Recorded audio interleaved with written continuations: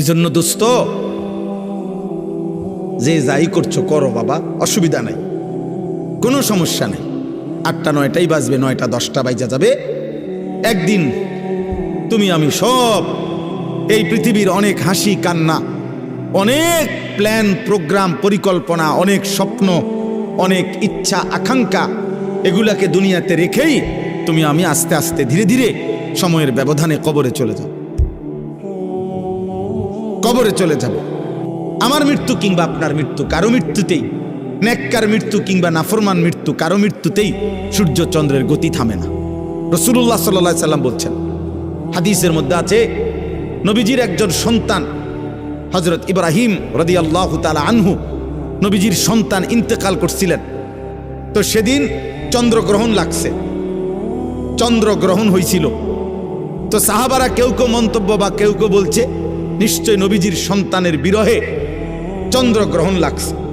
তখন আল্লাহর নবী সাল্লাল্লাহু আলাইহি ওয়াসাল্লাম তৎক্ষণাৎ সাহাবায়ে কেরামকে মসজিদের মধ্যে জমা করে, দেখেন অনেক ছেলে এখনো মোবাইল ধরে রাখছে, দেখেন, আহা, যাও বাবা বাইরে যাও, বাইরে যাও, আব্বা ঘুরে দাঁড়াইছো কেন, বাইর হয়ে যাও, একবারে বের হয়ে গেলেই হলো, অসুবিধা কি? এখানে ভোটের কোনো বিষয় নাই। জি, অতএব বলতেছে রাসূলুল্লাহ সাল্লাল্লাহু আলাইহি ওয়াসাল্লাম তখন সাহাবায়ে কেরামকে মসজিদে নববীতে ডাকছে। ডাইকা নবীজি খুতবা দিয়া বলছে যে আল্লাহর কসম সাহাবারা শুনো, নিশ্চয়ই কারো মৃত্যুতে সূর্যগ্রহণ কিংবা চন্দ্রগ্রহণ হয় না, হয় না, বরং সেটা আল্লাহ তাআলার কুদরতি নিজাম। আল্লাহ তাআলার কুদরতি নিজাম, সব কিছু আল্লাহ তাআলা তার ধারাবাহিক নিজামে আল্লাহ তাআলাই চালাচ্ছে। এজন্য আজকে আমার প্রথম কথা এটা যে কবরবাসীদের মাগফিরাত কামনায় মাহফিল। ধরে নেন, কবরবাসীদের কথা মনে পড়েন, ওনাদেরও অনেক স্বপ্ন আকাঙ্ক্ষা পরিকল্পনা ছিল। ব্যস্ততম এই দুনিয়ায় ওনারাও, আমার আব্বারে আমি যতদিন বুঝছিল, আমার আব্বারে আমি যতদিন দেখছি, আমার আব্বা ফজরের নামাজের পর থেকে রাত 10টা পর্যন্ত আব্বাকে দেখতাম। এক নম্বরে উনি মানুষের বাসায় বাসায় কুমিল্লা শহরে একটা সাইকেল দিয়া প্রাইভেট পড়াইতো, এই বাচ্চাদেরকে কোরআন শরীফ শিখাইতো। আমার আব্বা আলেম ছিলেন, 5 ওয়াক্ত নামাজ মসজিদে ইমামতি করতেন, আর একটা প্রাইমারি স্কুলে মাস্টারি করতেন। এই 3টা কাজ ছিল আব্বার মূল, মসজিদের 5 ওয়াক্তের ইমাম, আর প্রাইমারি স্কুলের মাস্টারি করতেন, আর মানুষের বাসায় বাসায় প্রাইভেট পড়াইতো তখনকার সময়। তো আমার মনে আছে আব্বার এই সারাটা বছর দেখতাম কথা একটাই বেশি কইতো, আব্বা সময় নাই, আমার সময় নাই। যে এটা কইতাম মায় কইতো সময় নাই, সময় নাই, সব কিছুই তাড়াহুড়া, সময় নাই বাবা। ডাক্তার দেখাইতে গেছে, ডাক্তার সাহেবের কাছে আগেই দেখা করেন, ডাক্তার সাহেব আমার সময়, আমার নামাজ, আমার জামাতের টাইম হয়ে গেছে, আমার জামাতের টাইম হয়ে গেছে। এই যার হাতে 1 মিনিট সময় নাই, ব্যস্ততম মানুষটা, সেই 2015 সালের আগস্ট মাসে তিনি কবরে চলে গেছেন। আব্বা আজ তো পৃথিবীতে সময় আছে, আমার আব্বা তো নাই, আমার বাবা তো নাই। এজন্য দোস্ত, তোমারে আমারে রাইখা কবরে দিয়া সময় তার সময়ের গতিতেই চলবে, সময় তার সময়ের গতিতেই চলবে। আবার আমাদের সামনে মহান আল্লাহ পাক রব্বুল আলামিন মাহে রমজান আবারও আমাদের সামনে এনে দিয়েছেন, আবারও সামনে নিয়ে আসছেন। আল্লাহ যেন বলে, বান্দা ঘুরে ঘুরে বিভিন্ন আঙ্গিকে আমি চেয়েছি, বান্দা মূল টার্গেট আমার, কখনো শবে বরাত দিলাম, কখনো রমজান দিলাম, শবে কদর দিলাম, এতেকাফ করতে বললাম, মুহররমে আশুরা দিলাম, জিলহজ মাসের নফল রোজা রাখার সময়গুলো দিলাম। এরপরে সারা বছর আমি আল্লাহ তাআলা প্রতিদিন শেষ রাত্রে আমি আল্লাহ তাআলা বান্দা তোমাকে ডাকলাম। প্রত্যেক শেষ রাতে আমি গুনাহ মাফ করার জন্য আমি ডাকি, শবে বরাতে গুনাহ মাফ করার জন্য আমি ডাকি, জুমার রাত্রে আমি গুনাহ মাফ করার জন্য আমি ডাকি, মুহররমে আশুরাকে কেন্দ্র করে গুনাহ মাফ করার জন্য আমি আল্লাহ ডাকি। রমজানের প্রতি সেকেন্ড ওয়ালিল্লাহি উতাকাউ মিনান নার, আল্লাহর জন্য আল্লাহ তাআলা প্রত্যেক রাত্রিতে কোটি কোটি বান্দার গুনাহ মাফ করে। আল্লাহ বলেন, এভাবে বারবার চেষ্টা করেছি বান্দা, কখনো রাত দিয়েছি, কখনো দিন দিছি, কখনো মাস দিয়েছি, কখনো 10 দিন দিছি, ওয়ালায়ালিন আশর, কখনো সপ্তাহ দিয়েছি, কখনো ঘন্টা দিয়েছি, কখনো স্থান দিয়েছি কাবা, কখনো দিয়েছি আরাফা, কখনো দিয়েছি মিনা, কখনো দিয়েছি মদিনার রওজা। চারিদিক দিয়ে তোমারে চেষ্টা করছি জাহান্নাম থেকে বাঁচাইতে, জান্নাত দিতে, কিন্তু তুমি নাফরমান, কোনোভাবেই আমি আল্লাহরে পাত্তা দিলাম না। তোমার নারী দেখা শেষ হলো না, তোমার সুদে শেষ হয় না, কিস্তি শেষ হয় না, তোমার দোকানদারি শেষ হয় না, তোমার সংসারের চাহিদাই শেষ হয় না, তোমার লজ্জাস্থানের চাহিদাই শেষ হয় না, তোমার অসভ্যতার নোংরামি শেষ হয় না। হায় নাফরমান, একদিন শেষ হবে, সেদিন যেদিন তোর মুখের উপরে কবরের মাটি ফেলবে।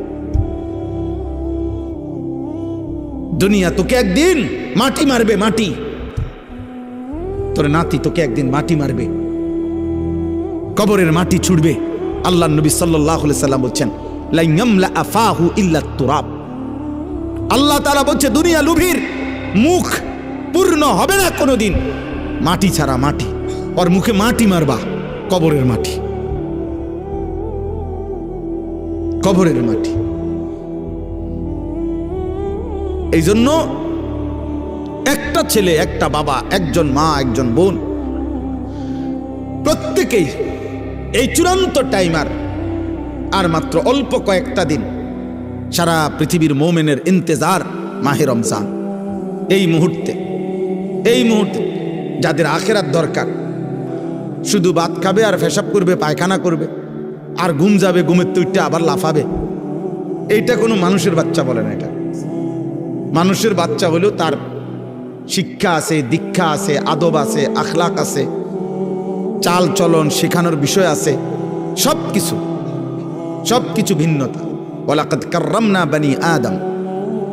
আল্লাহ তাআলা বলেন, আমি আদম সন্তানকে আমার সমস্ত সৃষ্টির উপরে সম্মানিত করেছি। ওদের সকল সৃষ্টির চাইতে ভিন্ন। মানুষকে গরু ছাগলের মতো না, বরং মানুষ ভিন্নতা আছে। তাকে আল্লাহ তাআলা সবকিছু শিখাইছেন। এজন্য নবী সাল্লাল্লাহু আলাইহি ওয়াসাল্লাম পেশাব, পায়খানা, ওযু, গোসল, আহার, নিদ্রা, হাঁটা চলা, খাদ্য খাবার, 24 ঘন্টা যা কিছু জীবনের একটা নিঃশ্বাস কেমনে ফেলবে, আল্লাহ নবী সাল্লাল্লাহু আলাইহি ওয়াসাল্লাম তাও উম্মতকে শিখাইছে।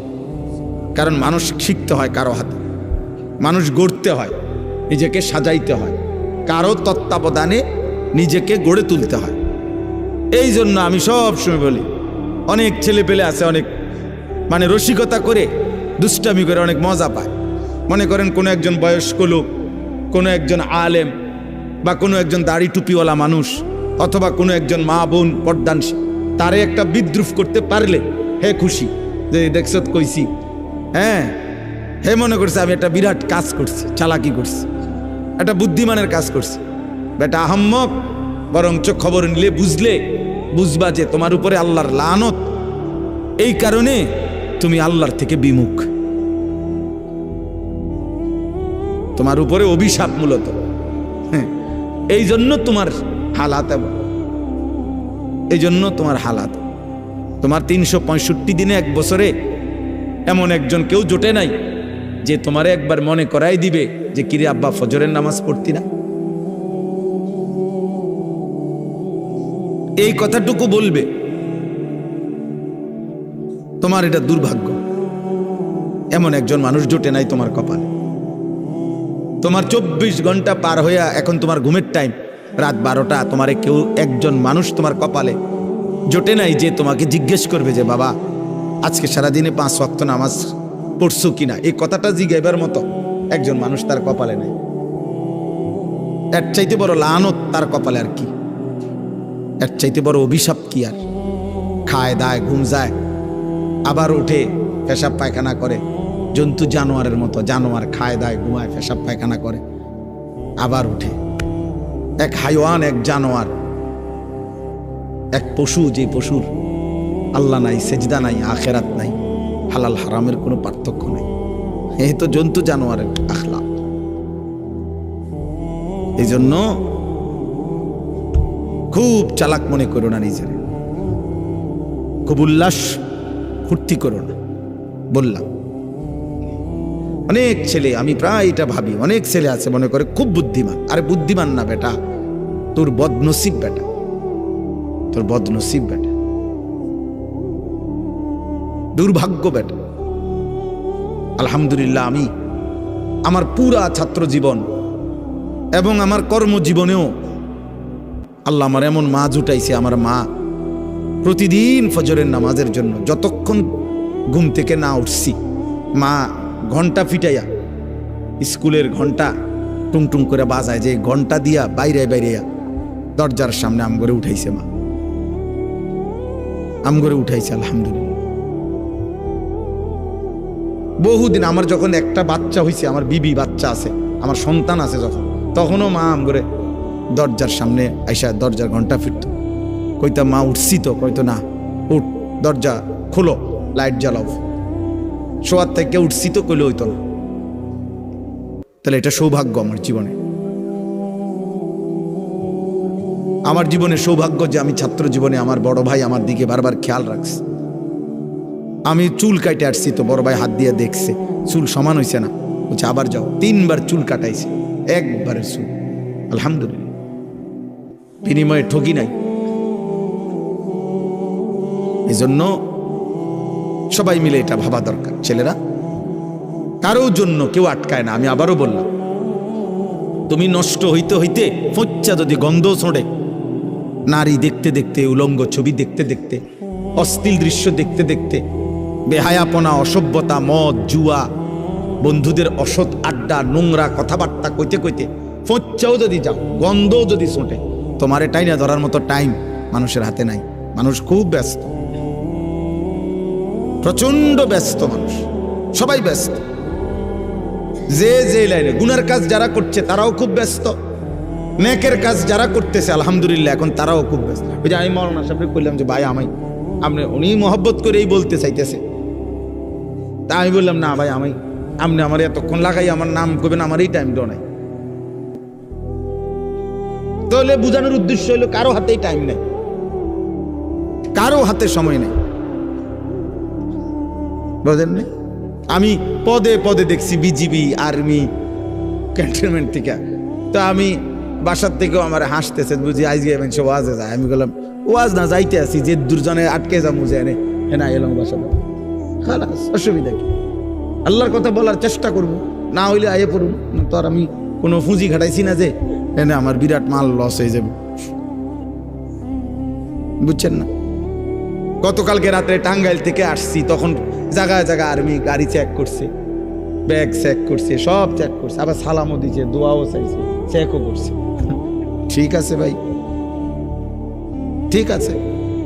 এজন্য বললাম আব্বা, মানুষ প্রচন্ড ব্যস্ত, প্রচন্ড ব্যস্ত। মানুষের মধ্যে এখন দুনিয়া, মানুষের উপার্জনের চাহিদা বেড়ে গেছে, কর্মের বিভিন্ন সুযোগ বেড়ে গেছে এবং টাকা পয়সার প্রয়োজনও বেড়ে গেছে। আমি প্রায় বলি, আগে এক বাড়ির মানুষ ছিল 20 জন, টয়লেট বাড়ির ওই কোনাত একটা দিয়ে সাজতো, বেড সবাই। অহন 6 রুম, 6টাই বাথরুম। হ্যাঁ, অ্যাটাচড বাথরুম না? তাহলে এখন এই বেচারার 6টা বাথরুমের 4টা বাথরুম যদি করতে হয় তার বিল্ডিংটার ভিতরে, তাহলে কি পরিমাণ স্যানিটারি মালামাল দরকার, তাহলে অনেক টাকা দরকার। অর্থাৎ যেখানে একটা ঘরের চাহিদা 5 লাখ টাকায় পূরণ হইতো কথার কথা, সেটা এখন 20 লাখ টাকায় পূরণ হয় না। তাহলে মানুষের এই 15 লাখ টাকার যে ঘাটতি, কমতি, এটা উপার্জনের জন্য তাকে আরো ব্যস্ত, বেশি পরিশ্রম করতে হচ্ছে। হালাল হারাম তো পরে, মানে মেহনত করতেছে সবাই, টাকা দরকার আরো। দুনিয়া স্বাভাবিক চলতে হইলে আরো দরকার, আরো দরকার। আমি বুঝানোর জন্য বলছি। চেহারা দেখো, তোমরা একটা ছেলে দেখো, একজন ছেলে দেখো, মুসলমানের সন্তানের চেহারা এমন হওয়ার কথা। আব্বা, আল্লাহ কোথায়? নামাজ কোথায়? সেজদা কোথায়? কেউ জিতলেই কি হবে, কেউ হারলেই কি হবে? হ্যাঁ, যেই জিতুক তার হাতেই তো আমাদের ভাগ্যের পরিবর্তন হয়ে যাবে, ঠিক না? কথা বলে না? হ্যাঁ, আমাদের ভাগ্যের পরিবর্তন হবে না, আমাদের অবস্থার পরিবর্তন হবে। তো আমাদের অবস্থার পরিবর্তন কার হাতে? আল্লাহর হাতে। ইউকাল্লিবুল্লাহুল লাইলা ওয়ান নাহার, রাত্র এবং দিন পরিবর্তন করেন আল্লাহ। আল্লাহ ওয়া মিন কুল্লি শাইইন খালাকনা যাওজাইনি লাআল্লাকুম তাযাক্কারুন ওয়াস সামাআ বানাইনাহা বিআইদিন ওয়া ইন্না লামুসিউন। আল্লাহ বলেন আসমান আমি বিছিয়েছি, জমিন আমি বিছাইছি, সব কিছু জোড়ায় জোড়ায় আমি করেছি। জমিন থেকে ফসল আমি উৎপন্ন করছি, আসমান থেকে বৃষ্টি আমি নামাচ্ছি, প্রতিদিন ভোর আমি আনি, প্রতিদিন সন্ধ্যা আমি আনি, প্রতিটা রাত আমি ভোর বানাই, প্রতিটা দিন আমি আল্লাহ রাত্রি বানাই। পায়ের নিচের জমিন আমি বিছাইছি, মাথার উপরে এই আসমান আমি স্থাপন করেছি, সব আমি করেছি বান্দা, এবং আমিই করছি, আমি করব, আমি করব। সাখখারা লাকুম মা ফিস সামাওয়াতি ওয়াল আরদ, আসমান ও জমিনের সব আমি আল্লাহ তোমাদের অধীনস্থ করেছি, আমি করেছি। ওয়া যাল্লালনাহা লাহুম, আল্লাহ তাআলা বলেন চতুষ্পদ জন্তুগুলোকে আমি তোমাদের অধীনস্থ করেছি, আমি করেছি। ওয়াল খাইলা ওয়াল বিগালা ওয়াল হামিরা লিতারকাবুহা ওয়া জিনা, ঘোড়া গাধা খচ্চর এগুলোকে যানবাহন হিসাবে আমি আল্লাহ তাআলা তোমাদেরকে চড়তে দিয়েছি। ঘোড়ার পিঠে চড়তে পারো, বাঘের পিঠে চড়তে পারো না কেন? আল্লাহ বলেন এটা আমার কুদরত, আমার ফয়সালা, আমার ফয়সালা। আমাদের প্রত্যেকের উচিত, আমার কাছে একটা কিতাব আছে ছোট্ট, ওই কিতাবের মধ্যে লিখছেন আরবের একজন বিখ্যাত লেখক, তিনি বলছেন যে হে আল্লাহর বান্দা, দুইটা জিনিস এক মুহূর্তের জন্য ভুলো না, এক হলো আল্লাহ, দুই হলো আল আখিরা। এই কথা দুটা কোনোদিনও ভুলো না, এক হলো আমার একজন আল্লাহ আছে, দুই আমাকে আখিরাতে যেতে হবে। তিনি বলছেন ইসনান লা তানসাহুমা আবাদান, দুইটা জিনিস তিনি নসিহত করেছেন যে হে আল্লাহর বান্দা, এক মুহূর্তের জন্য ভুলো না। এক নম্বর হলো আল্লাহ জাল্লা জালালুহু, আল্লাহ, আমার আল্লাহ আছে। আমি হাসি কিংবা কাঁদি, আমি যাই করি, আমি অহংকার করি আর আনুগত্য করি, বড়াই করি আর গর্ব করি, সেজদা দেই আর নাফরমানি করি, আমার আল্লাহ আছে, আমার আল্লাহ আছে। আর আল আখিরা, আমাকে আখিরাতে যেতে হবে, আখিরাতে যেতে হবে। এজন্য কোরআনুল কারীমে উনি একটা সুন্দর উদাহরণ দিছে। ওই একজন ব্যক্তি একটি কওমের, সূরা ইয়াসিনের একটা উদাহরণ দিছে ঘটনার। একজন ব্যক্তি একজন কাটতো, কাঠুরিয়া, হাবিবে নাজ্জার। তো তিনি একটি জাতির সকলেই ছিল বেঈমান, কিন্তু এই একটা মানুষ শুধু ইমানদার ছিল। তিনজন নবীর দাওয়াতে, রাসূলের দাওয়াতে ওই লোকটি ঈমান এনেছিল। মহল্লার সবচেয়ে দূরে দুর্বল একটা ঘরে থাকতো। তো যখন মহল্লার কাফের বেঈমানরা আল্লাহর রাসূলকে, পূর্ববর্তী জামানার আমাদের নবীর আগের, ঘেরাও দিয়া ধরছে, তখন ওনাদেরকে উদ্ধার করার জন্য ওই একজন ইমানদার ওনাদের সাহায্যার্থে আসছে। তখন কওমের লোকেরা বলছে আমরা সবাই একদিকে, তুমি কেন ভিন্ন দিকে একজন? তখন তিনি একটা কথা শুধু বলছে, দুইটা উত্তর দিছে কওমের সামনে, দুইটা যুক্তি দেখাইছে। এক হলো ওমা লিয়া লা আ'বুদুল্লাযী ফাতারানি, আমি কেন সেই মালিকের গোলামি করব না যিনি আমাকে সৃষ্টি করেছেন। আরে বেটা, এটা তো সাধারণ কমন সেন্স। যিনি আমাকে সৃষ্টি করেছেন তিনি বললেন, হে জাতি তোমরা কি বলছো? তোমাদের দেখা দেখি আমি আল্লাহর নাফরমানি করব কেন?